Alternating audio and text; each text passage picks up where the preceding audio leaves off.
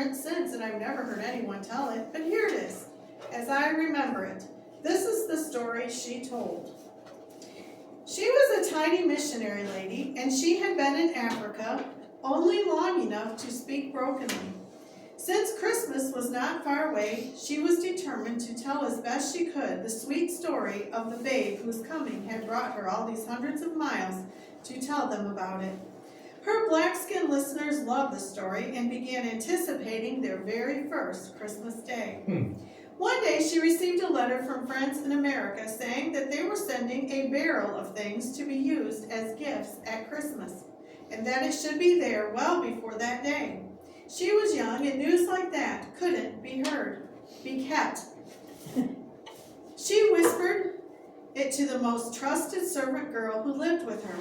If an American woman couldn't keep it a secret, who should be surprised that a heathen girl whispered it to her closest friend, and that friend whispered it, and so it went on and on.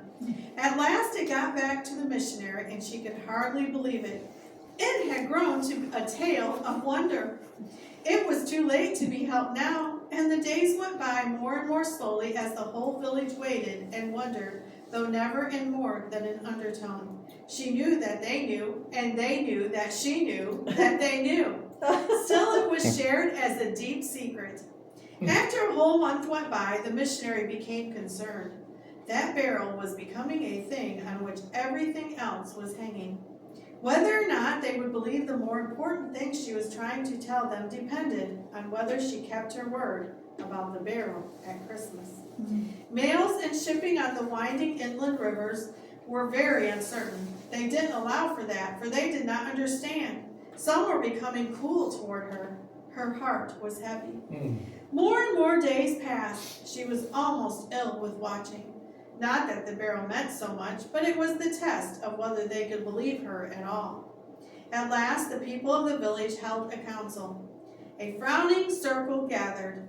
In her hut, the little woman wondered and waited while she heard them talking in low tones. Then a small group came to her door.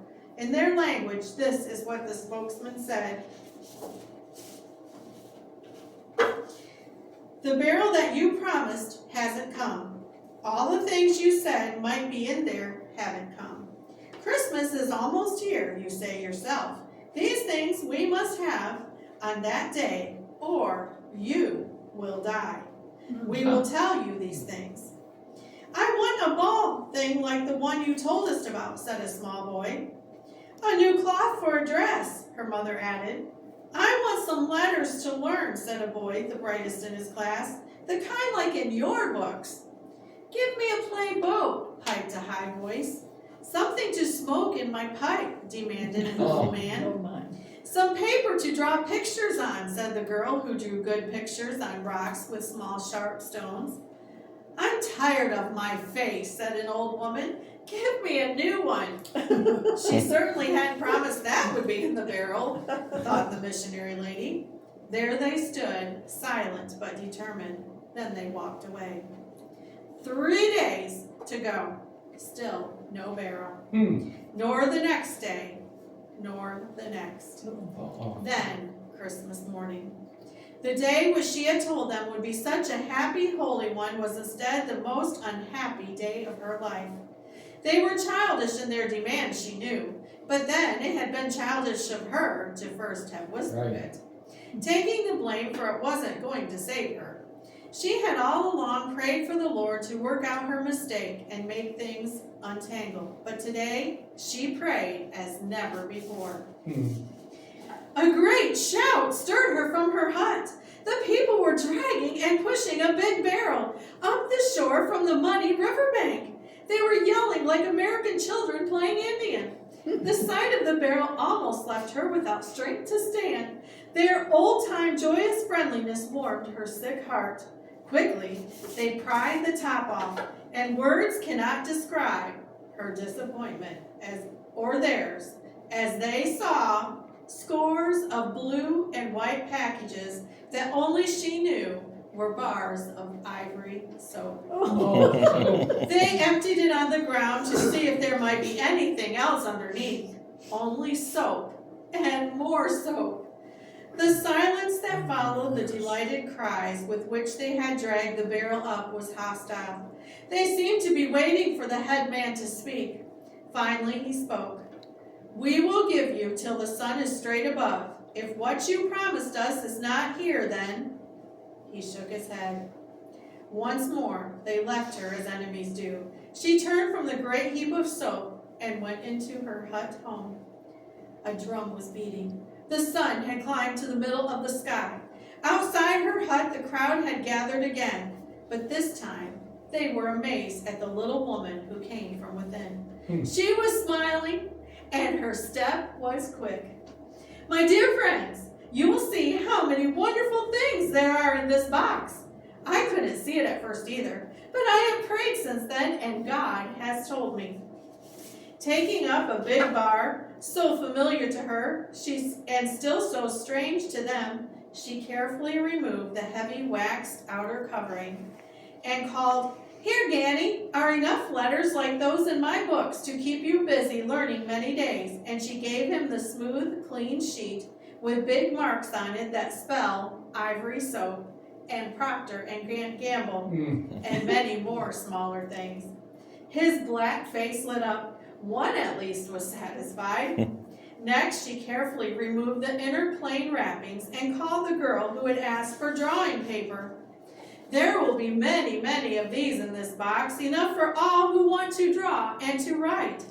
She gave to the girl a precious pencil stub from her own, and another heathen face was alight. Now all of them were crowding closer at this new turn of events. "Here is an old strip of cloth someone threw away when she got a new strip from the trader. Now watch it." Into a pan of water she swished briskly with a big bar of soap. Not since coming to the little inland station had she dared use soap in such abandoned extravagance. Only once in a while could she use it for bathing or washing her clothes. In no time at all, she had it through several suds and at last rinsed through clear water. As she placed it on the grass in the bright sun, the woman cried, "Ha! A new dress from an old one. This our mothers never knew before." She called next to the old woman who wanted a new face. The wrinkles were filled with smearings from mornings and celebrations, besides all the grime of years of daily dust without washing. With clean water and fresh suds, she carefully washed the patient old face. When the missionary seemed satisfied, she rinsed the lather off, wiped the wrinkled face, and turned her to the crowd. The old woman knew she felt she had a new face, and the rest must have thought she looked as if she had a new one, for they cheered loudly. Then they all began clamoring for new faces. They wanted them too. "Wait a bit longer," insisted the missionary lady. Once more she got a fresh panful of water. This time she put a small stick into the bar of soap, and onto the stick she fastened a three-cornered piece of the white paper from the bar. The soap boat bobbed around on the ripples in the pan that she made by patting the water a little. Every boy in the crowd wanted a boat. Funny, even over there the boys hadn't cried out for new faces. "I'm almost through," she said, laughing. Lathering up the water, she asked the old man for his pipe. Knocking it empty, she dipped it on the top of the sudsy water and handed it back to him. "Smoke out this time," she said, long and gently. He blew again and again as he watched the bubble grow, his eyes sparkling. "There, old man, is something fine for your pipe," she cried. And then, gently blowing it off the end of his pipe, she sent a big bubble floating over the upturned faces. "And there goes your ball, Batu," she said as the big bubble burst on the end of a man's nose. He laughed like a boy and dipped the pipe in the basin again. Such a clamoring as there was that you never heard. There was soap for all, and all wanted some. Miracles were wrapped in those blue and white papers. After many minutes of washing, blowing bubbles, floating boats, and finding new faces, the people began to gather once more at the hut of the little lady. They could hear her praying and praising. They began calling, "Tell us the story of Christmas again." Oh, Billy breathed. Aunt Nettie, that was surely a surprise ending. Well, my young fellow, there is a surprise ending, she laughed. I wasn't quite through. A few days later, the promised barrel did come, and it was all that they had looked for and more besides. But no one ever found out how that barrel of soap happened along in time to save a little woman's life out there in Africa. Wow. Aunt Nettie, Billy was very serious, I don't think it happened along, and I don't think it would have saved her if she hadn't prayed. It was then she could see all the wonderful things in the barrel of soap. That's exactly what I think about it, Aunt Nettie heartily agreed. That was good. That's